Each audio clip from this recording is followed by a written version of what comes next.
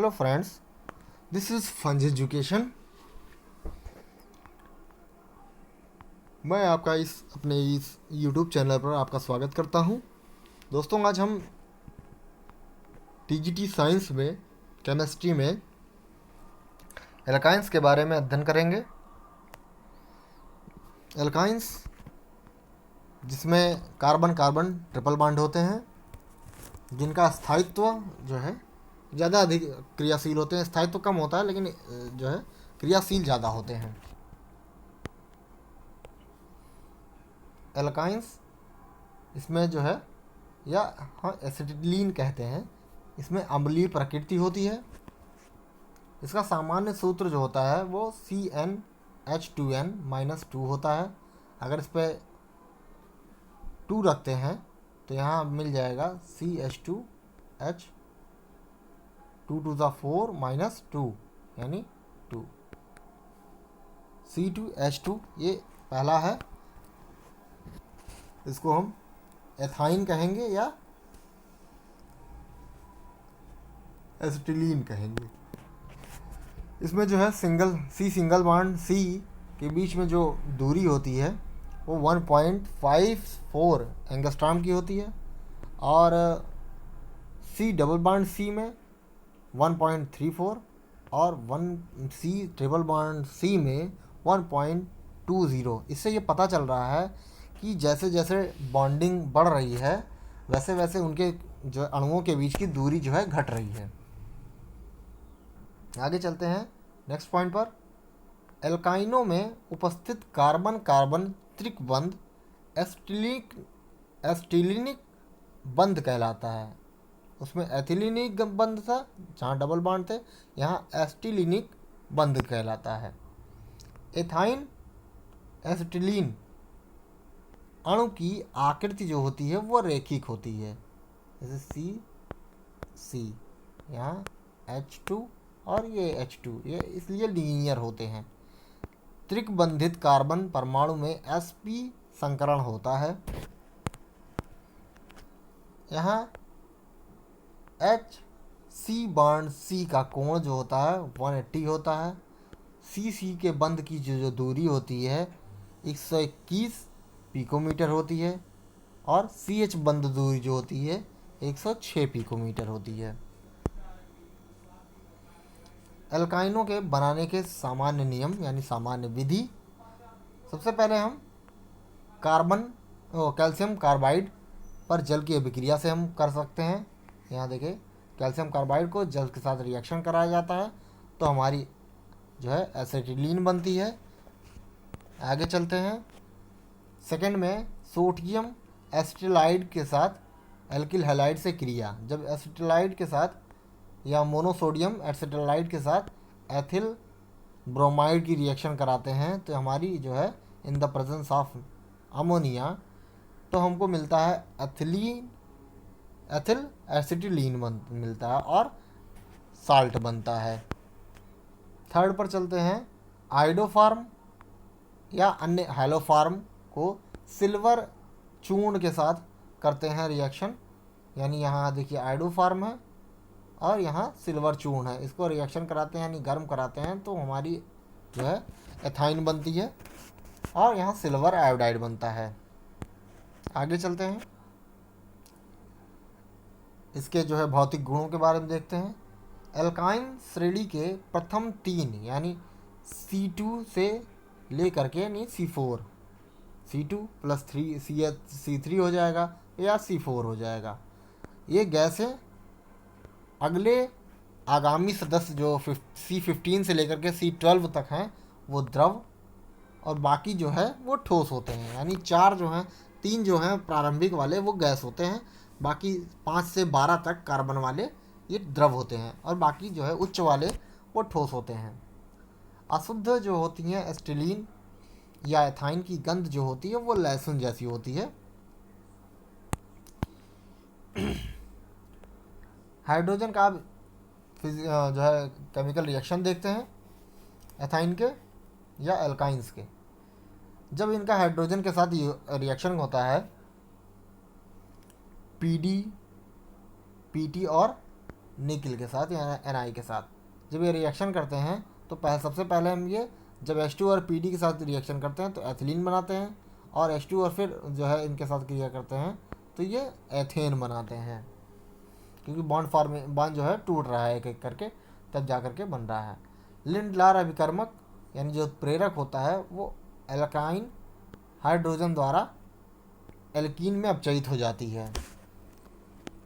अगर एथाइन को हम हाइड्रोजन के साथ रिएक्शन करें और in the presence of Lindlar reagent तो ये जो है बनता है एल्कीन।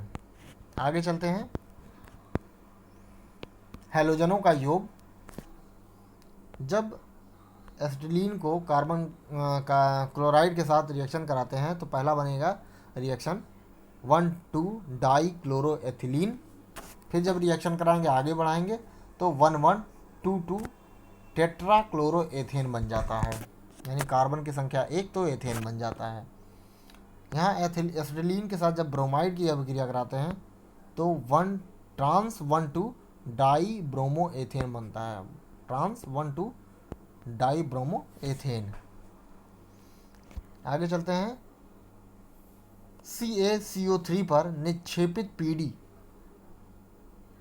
उत्प्रेरक जिसमें लेड एसीटेट विष की अल्प मात्रा मिली होती है उसे लिंड-लार उत्प्रेरक कहते हैं। यही जो है हमारा पीडी है वो लिंड-लार अभिकर्मक होता है, इसमें लेड एसीटेट एक विष है, इसकी मात्रा मिली होती है।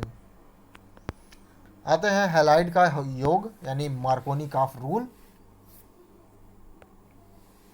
यहाँ जब एसिटिलीन पर हैलाइड जो है रिएक्शन करता है तो सबसे पहले बनाता है वो वाइनिल ब्रोमाइड। फिर जब रिएक्शन होता है आगे तो एथिलीन डाई ब्रोमाइड बनाता है। फिर जब रिएक्शन होती है हाइपोक्लोरस यानी HOCl एसिड का तो ये रिएक्शन करता है तो बनाता है अल्कोहल, क्लोरो अल्कोहल बनाता है, यानी यहाँ क्लोराइड भी है और यहाँ क्लोराइड हाँ क्लोराइड और अल्कोहल बनाता है। फिर जब रिएक्शन कराता है तो ये बनाता है डाई क्लोरो एस्टिल्डाइड, एस्टिल्डिहाइड जो है ये बनाता है। आगे चलते हैं। जब डाई हाइड्रेशन जो है जल का योग कहला जाता है, जब रिएक्शन होता है तो ये बनाता है इन the presence of sulphuric acid concentrate होता है और मर्करी जो है सल्फेट होता है तो ये बनाता है वाइनिल अल्कोहल। फिर जब उसके साथ आगे क्रिया कराई जाती है तो हमारा एल्डिहाइड बनाता है। 6 जब रिएक्शन किसके साथ कराई जाती है एसिटिक अम्ल के साथ जब रिएक्शन कराई जाती है अल्काइन की तो पहला है वाइनिल एसीटेट बनाता है, फिर आकर के ये बनाता है एथिलीन डाई एसीटेट बनाता है, क्योंकि ये एसीटेट मिल करके डाई एसीटेट बना लेते हैं और ये फॉर्मेशन टूट करके यहाँ CH3 जो है H जो है यहाँ जाकर के जुड़ जाता है। ठीक है, तो एथिलीन डाई एसीटेट बन जाता है। आगे जब HCl का यानी हाइड्रोजन ब्रोमाइड का हाइड्रोजन हैलाइड का जो है वो रिएक्शन कराते हैं इनके साथ कंसनट्रेट होता है HCl, यानी जो HCl हो या हाइड्रोजन जो है हैलाइड हो उसका रिएक्शन कराते हैं इन द प्रेजेंस ऑफ Hg2+ पे तो बनाता है वाइनिल क्लोराइड। जब हाइड्रोजन साइनाइड का रिएक्शन कराते हैं तो भी वही काम होता है, तो यहाँ बनता है वाइनिल साइनाइड या एल्किलो नाइट्राइल बनता है। आगे चलते हैं सल्फ्यूरिक अम्ल का योग। जब एल्काइन का सल्फ्यूरिक अम्ल यानी वो भी कंसनट्रेट से रिएक्शन कराते हैं तो बॉन्ड फॉर्मेशन हो करके यहाँ बनता है वाइनिल हाइड्रोजन सल्फेट, एक पाई बॉन्ड टूट जाता है तो रिएक्शन ये एडिशन में आ जाता है। फिर जब रिएक्शन होता है तो एक बॉन्ड फिर टूट जाता है तो एथिलीन डाई हाइड्रोजन सल्फेट यही बनता है। आगे चलते हैं 10 पर आर्सेनिक ट्राइक्लोराइड। जब आर्सेनिक AsCl3 के साथ रिएक्शन करता है तो बॉन्ड फॉर्मेशन ये नहीं होता, या मतलब बॉन्ड जो है ब्रेक हो जाता है एक, तो ये हो जाता है लिक्विसाइड जो कि युद्ध गैस होता है, लिविसाइड नहीं ये लिविसाइड होता है, ठीक है, ये बनता है। आगे चलते हैं, मेथिल एल्कोहल से अभिक्रिया जब होती है तो बनता है मेथिल वाइनिल ईथर बनता है। आगे चलते हैं, कुछ रोव जो अभिक्रिया है, ये नाम से है कुछ रोव अभिक्रिया, जिसमें इसका जल अपघटन कराया जाता है। मार्कोनी का रूल के हिसाब से ही होता है। यहाँ जो है पॉजिटिव OH जो है यहाँ आकर के कंबाइंड होता है और H जो है इधर जाकर कंबाइंड हो जाता है। तो पहले है एक इनाल ग्रुप जो यहाँ ये बन रहा है अल्कोहल, यानी OH ग्रुप यहाँ जब जुड़ा है तो इनाल ग्रुप बनेगा, और जब यहाँ ये फॉर्म बनेगा तो ये कीटो ग्रुप होता है, यानी एसीटोन, ये कीटो ग्रुप का है। फिर नेक्स्ट पे आते हैं HOCl और NOCl के साथ जब रिएक्शन होता है। जब एल्काइन का HOCl के साथ रिएक्शन होता है तो पहले इस फॉर्म का बनेगा, यानी इनॉल फॉर्म। फिर यहाँ जो है OH फिर एक फॉर्मेशन होगा, तो यहाँ जो है OH यहाँ जुड़ जाएगा। एक OH जुड़ने के बाद इतना जो है इसका निकल करके ये बना लेगा OH, यानी जो कि निकल जाएगा और वो बना लेगा हमारा ये एक जो है प्रोडक्ट बना लेगा। आगे चलते हैं, जब एल्काइन जो है NOCl के साथ रिएक्शन करेगा तो ये पार्शियली पॉजिटिव और ये पार्शियली निगेटिव हो जाएंगे। यहाँ भी पार्शियली पॉजिटिव एंड निगेटिव आएंगे, तो यहाँ पॉजिटिव हो जाएगा, यहाँ निगेटिव आ जाएगा, क्योंकि ये इलेक्ट्रॉन इधर की ओर खींचा जाएगा, तो ये पार्शियली जो है निगेटिव हो जाएगा। तो यहाँ NOCl ये आ जाएगा इस मेन पॉइंट पर, तो यहाँ Cl बना लेगा, और जो है ये NO इधर चला जाएगा तो ये बना लेगा। फिर NOCl फिर जो है प्रेजेंस में होगी तो रिएक्शन फिर वही होगा, वही Cl दूसरे तरफ आ जाएगा, NO इधर हो जाएगा। आगे चलते हैं, एल्काइन का ओजोनीकरण। एल्काइन जब ओजोनीकरण होता है, ओजोन से रिएक्शन होता है, तो सबसे पहले बॉन्ड फॉर्मेशन होता है इनका। ये दोनों बॉन्ड टूटते हैं, पहले किनारे किनारे वाले, ये टूट करके जो है एक पहले इस ऑक्सीजन से कराते हैं और 2 ऑक्सीजन इधर मिल जाते हैं, इनसे एडिशन हो जाता है।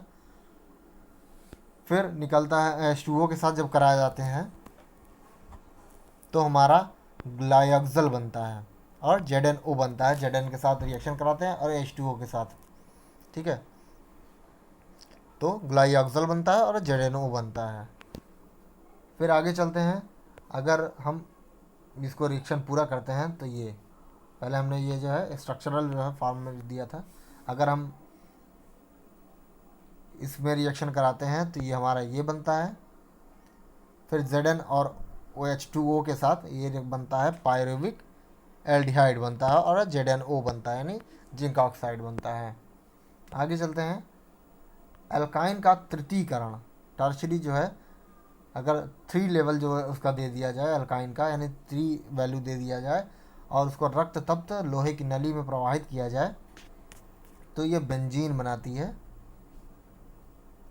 तो वैसे प्रोपाइन जो है जब एथिलीन के साथ एथाइन के साथ जब क्रिया कराई जाती है लोहे की तप्त नली में तो ये टॉलुइन बनती है। आगे चलते हैं, और जब इसी की वैल्यू को अगर बढ़ाया जाए, टर्शरी 3 लेवल कर दिया जाए इसको, फिर जो है रक्त तप्त नली में प्रवाहित किया जाए तो मेसिटिलीन 135 ट्राई मेथिल बेंजीन बनती है। और यही अगर 4 लेवल कर दिया जाए निकल जो है कार्बन मोनोऑक्साइड के साथ, यानी टेट्रा CO के साथ, तो बनता है साइक्लो ऑक्टा टेट्राइन बनता है, COT इसको कहते हैं, साइक्लो ऑक्टा टेट्राइन बनता है। ये निकिल टेट्रा कोबाल्ट है, इसके साथ जब रिएक्शन करते हैं तो ये बनता है।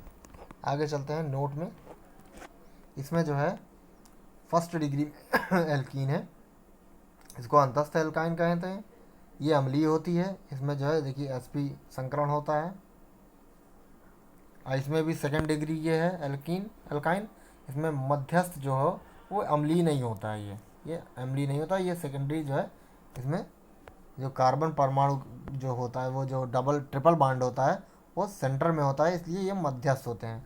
अयंतस्थ होता है यानी यहाँ सिंगल होता है, यानी इसलिए प्राइमरी ये एल्काइन होते हैं। ये अम्लीय होते हैं, ये अम्लीय नहीं होते हैं। ठीक है। इसमें जो है 50% यस लक्षण होते हैं। इनकी इलेक्ट्रोनेगेटिविटी जो होती है, वो इलेक्ट्रोनेगेटिविटी जो है पावर होती है वो ज़्यादा होती है। आगे चलते हैं। एथाइन का जब सोडियम के साथ रिएक्शन कराते हैं तो सोडियम एस्टेलाइड बनता है, दोनों तरफ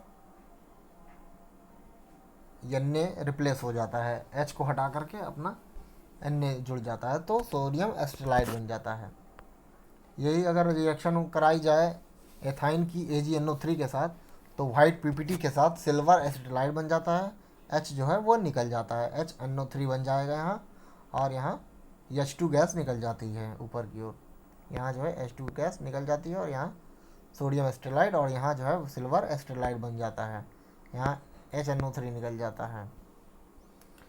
फिर एथाइन जो है AsCl3 के साथ आर्सेनिक क्लोराइड ट्राइक्लोराइड के साथ जब रिएक्शन कराता है, यानी आर्सेनिक क्लोराइड के साथ जब क्रिया कराई जाती है, तो लेविसाइड गैस बनती है, जो युद्ध गैस वो भी ऊपर था, यही चीज़ है, युद्ध गैस बनाती है।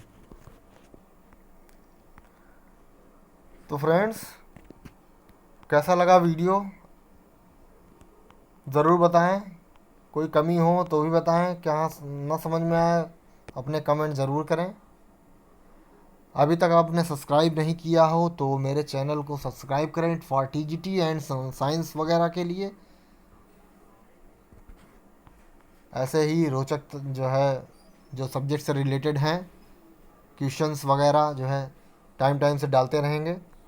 जैसा आपका आशीर्वाद मिलता रहेगा और अच्छा बेहतर करने की कोशिश करेंगे। जो भी कमी हो प्लीज़ बताएं, और अपने दोस्तों को भी शेयर करें, जिससे उनसे भी जानकारी मिलती रहे।